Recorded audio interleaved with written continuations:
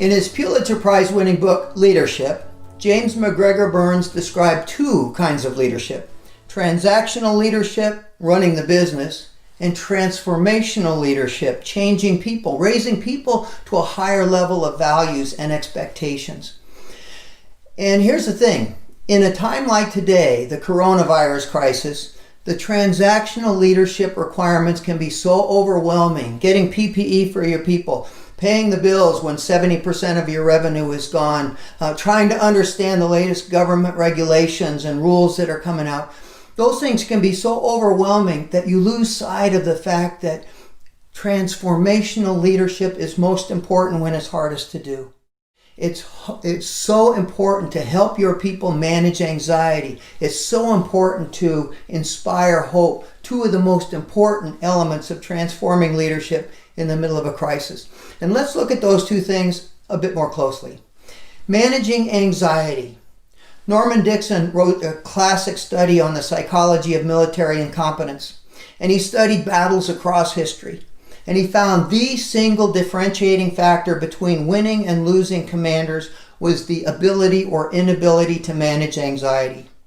See, when anxiety was really high, commanders tended to either get overly timid, they were fighting to not lose instead of fighting to win, the way the French hid behind the Maginot Line early in World War II, or they panicked and engaged in rash and reckless activities like Pickett's charge on the third day of Gettysburg.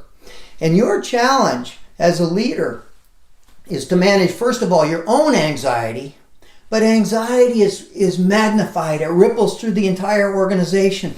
Your people, without exception, are in a state of high anxiety. They're worried about their health, their families, their jobs, their futures. They're worried about what the new normal might look like, and none of us know. And your challenge is to help people effectively manage that anxiety. And the way you do that, more than anything else, is inspiring hope.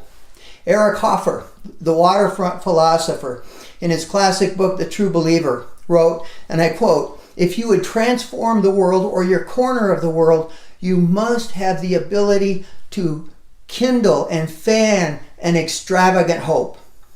That's what we need to be doing. Now, the CEO of Uber recently sent a letter to every Uber employee announcing their latest layoffs. And he said something really unfortunate. He said, "I have always told you that hope is not a strategy." Now, that's true enough, but the leader's most important job is to inspire hope.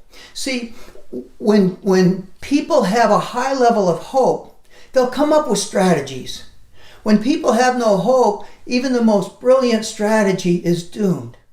The most important, the most powerful three sentences spoken in the entire 20th century, for my money.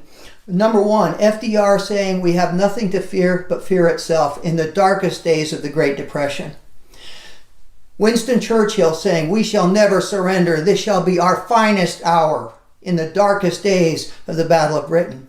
And Martin Luther King saying I have a dream when that dream seemed so impossible. Those world-changing statements weren't about strategy, they were about hope. And the strategies came from that. And that's our job, helping people manage anxiety effectively and inspiring hope. Winston Churchill also said, "It is a shame to waste a good crisis," something that has often been quoted since. And here's how we most often waste that crisis. We wait until it's all over to think about what the lessons are. We wait until it's all over and we get back into business as usual. And the time to be evaluating and thinking about what our new normal is going to be is now. So here's a very specific recommendation. Take your statement of values and pull it off the wall and really evaluate it. Get some outside input to look at it and see how are we doing? Are we really living these values? If not, what do we need to change? What values are people reflecting that aren't in here? Should we have resilience as a core value? Our people have been so tough, so resilient during this crisis. Maybe that's something we should create as an expectation. What about self-care? So many people are so exhausted. Maybe we should make taking care of yourself so you can take care of our patients a core value, something that we really adhere to. Your culture has taken a beating. People are anxious, they're worried, they're exhausted. They're also rising to the occasion. They're also reflecting, we got this. They're also being thanked by their communities. How do you make sure that you heal the trauma, but that you don't lose the good things as you go back to business as usual? Here's our process at Values Coach. We have a culture recovery and renewal plan that focuses on 3 things: resilient people, positive workplace, and values-based leadership. And we have a structure that we follow: assess, inspire, engage, sustain. Now, there's no cookie cutter. Your approach might be very different, but the challenge I give you is to have an approach and to do it now. What is your plan? What is your process before the crisis is over to make sure that when you evolve your new normal, it's not just business as usual, but that you have something that your people are really proud of, something that your community is really proud of, something that you are really proud of.